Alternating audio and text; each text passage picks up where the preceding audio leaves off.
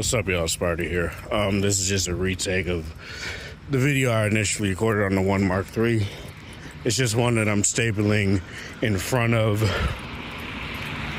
everything else when it comes to the Xiaomi 13 Ultra photo video. That's why you're gonna see that in those clips, at least in one of them, and in the vast majority of the pictures, you see a sunrise, whereas in here it's clearly risen already. So yeah, that's all I really want to say for this. Enjoy the video.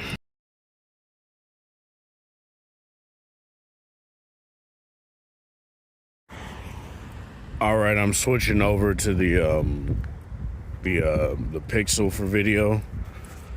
I'm using the Video Pro app on the One Mark III, which obviously isn't built for it. So I don't want to have a bunch of errors and a whole bunch of crap going on that phone to mess up anything. So I'm just gonna use the Pixel 7a right now. But a couple of quirks that I want to talk about with the Xiaomi here. So one is getting into the camera while getting into the camera while the phone is locked. So there's only one way to do it, well, two ways to do it. You can swipe up and it'll go into the camera that way from the lock screen like you typically do on phones, or you can double click the volume button, the volume down button. Now there's no real issues with that, but the main thing is that, say you're listening to music or you're listening to podcasts or you're watching a video, it won't activate. It will just click down whatever you're watching. It'll click the volume down that way, and it won't activate the camera. So while on the lock screen, you're going to have to just do that. And in every other instance, you're going to have to in every other instance, you're just going to have to either go to the keep a shortcut on your home screen or whatever. What I would like Xiaomi to do is just allow you to double press the power button like every other phone maker does now, and just allow you to do it that way. Or for the 14 Ultra, for the love of God, add a camera shutter button.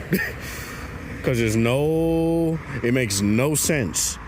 It makes no sense for you to have a beautiful camera system like this and not have a way to easily get into it. It just doesn't make any sense. Other things. So that's just getting into it. So there's no easy way to choose which aperture you want to use. Like, there's no toggle right here. So you swipe down and you have to hit aperture, and you have to f1.9 or f4.0. And thankfully you can still see the viewfinder right here, but it still obfuscates what you can see. So that's something I don't necessarily like. I wish they would change that as well, just to make it a toggle right here. In 50 megapixel mode, you just can't do that at all. You can't switch the aperture whatsoever. As you can see, these are all the settings that you get right here. And you can say, okay, why does that matter? To me, that's not big of a deal. Let me show you something. In Pro mode, what you can do, let me reset the settings real quick so it doesn't look out of focus. But in the settings here, you get your aperture, but also you can shoot in 50 megapixel mode. So to me, it just doesn't really make any sort of sense to not allow people to do that. And you can still swap the aperture. So that's something that I feel needs to be addressed, and something that they should just allow you to do. What is nice though, that unlike the V60, for example, what you can do is that in manual mode and in every other, you still are able to stay within the 50 megapixel mode. It doesn't automatically go back down to the stock binning, which is like 12.5 megapixels, though you can up-res it to go up to 15.5 megapixels, which is what I have it do. and pictures look very nice, very clean. But yeah, overall, I do like a lot of what this does. I just wish that it would be a little bit more user-friendly. There are a couple things that just don't make sense for modes to have, switches, like say the aperture. It makes no sense for this to be like a switch like this and not just a toggle. As you see, you get the filters, and that's a toggle. You get to mess with the tone and all this stuff, and that's a toggle. But everything else, stuff like the aperture, and I understand there's like very little room, but you could literally just put it in between that and where the ultra wide is. Oh, I'm sorry, I'm not even. Literally put it in between that and where the ultra wide camera is. So to me, that's just something that I feel if they don't address in an update, I'd hope they'd at least address it with the 14 Ultra or the 14 series in general. Since this is the route that they're going, and I really do like this route that they're going, I just think that there are things that they can do that would make this a far more, yes, pro, but also a bit more user-friendly for those that don't necessarily want to deal with, having I got to swipe down to get to the menu and do all this extra stuff just to switch one thing. What's nice is that the phone is very fast and very quick, and I will talk about this in a second. It's very easy to take fantastic shots out of this phone. And you would think that a phone with, this large of a sensor, with all of this going on, with, 4 different 50 megapixel sensors on the back of the phone, it would make it to where this phone can't hang. But from the processing and all this other stuff, the Snapdragon 8 Gen 2, all the RAM that you have in the phone, 16 gigs, there is nothing that slows this phone down, really. And to me, that's fantastic. And to me, it's something that's great. It's something that I really do appreciate that Xiaomi is doing. But let me try and find other things to take photos of here.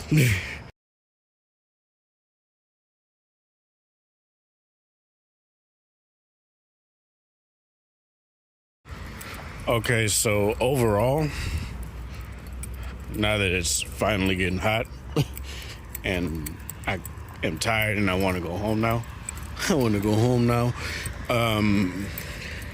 Let me say what my not necessarily final thoughts, but I guess what my overall feelings so far are on the performance of the 13 Ultra's camera.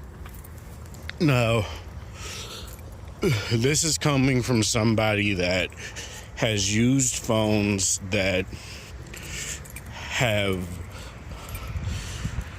boasted about their camera, talked about their camera performance, whether it be for photo or video, or photo and video. And every time that I've tested them, and I've seen every other tech reviewer come out and basically say that, the claims that this manufacturer make are wrong. This phone cannot take good pictures or video, just get an iPhone. This is like the one occasion, and it's kind of weird, right? Where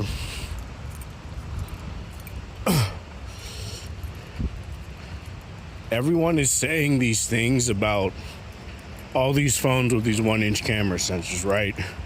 Find X6 Pro, 13 Ultra, Vivo X90 Pro, Pro Plus, 13 Pro, Xiaomi 13 Pro. And they're essentially coming out and being like, these are great for photography, not great for video. And I honestly kind of agree. Unless you're doing what I'll mostly do with it, which is, static shots, like say just like reviewing products and whatnot, right? Or just B-roll. I don't necessarily think going from like an LG V60 to a Xiaomi 13 Ultra is going to be that big of a benefit. Mainly because it's just a testament to how well LG did when it comes to things like video. But there are also things that you get with the 13 Ultra that you just don't get with the V60. Say if you want to mess with things like log, or you want to mess with more up-to-date HDR processing like Dolby Vision and all this other stuff too. Sure, you have Dolby Vision on in Pro mode and you can't use 4K 60. That sucks. But for me overall, I think, let me get a more flattering shot. For me overall, I do feel like this phone is a photography, like it's a dream. Like it's what I wanted to see from phones when they were using larger sensors since the Lumias, right? Since Lumias were using larger sensors. The problem back then was nobody was adopting Windows Phone, so you didn't really get to see those things. The highest megapixel counts we ever really got in Android were 16 megapixels, right? And while that's not bad,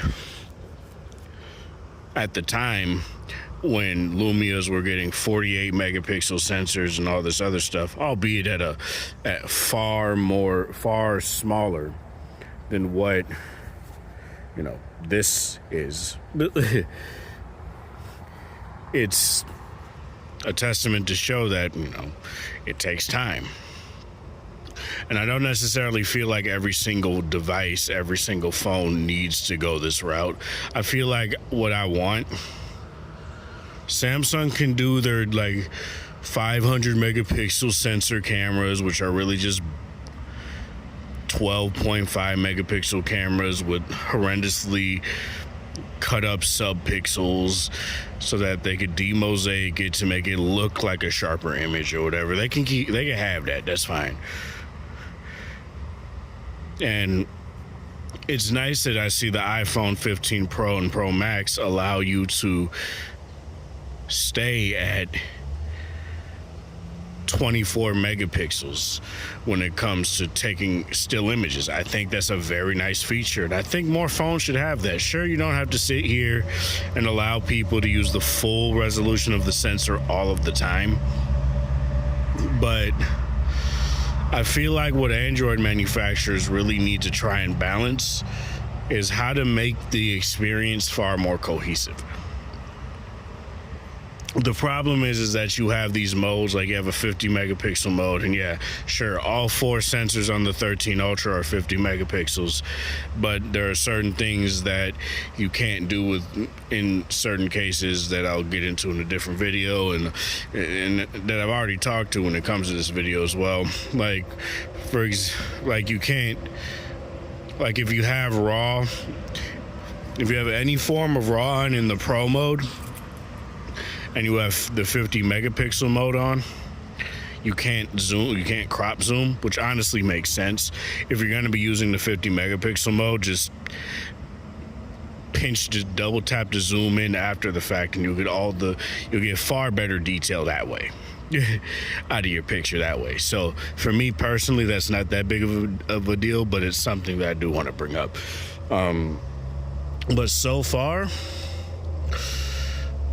this is probably, I'm honestly glad I went this route over the Xperia 1 Mark V. I really am. I'm glad I saw the 13 Ultra on Amazon and was like, this is on Amazon, and then I got it. So yeah, to me, this is a phone that is special. And it's definitely going to be one of my phones of all time. It definitely is going to be one of those where I don't see anything else usurping this for at least a couple of years. Even the 14 Ultra, it's like it took till the 1 Mark V to have me want to upgrade my 1 Mark III, right? to even think about it. So I'm gonna see what Xiaomi's doing next year, this upcoming year too. If it's not enough, I'll wait for the 15 Ultra. But overall, man, this 13 Ultra is, you'll see that you've seen the pictures. So yeah, this is Sparta. Thanks for watching. Thanks for the support. Hope you guys have a wonderful Monday or whatever time of day it is in the area. Like the video if you like it, dislike it if you dislike it. Show people that are interested in this sort of content, and have a good one.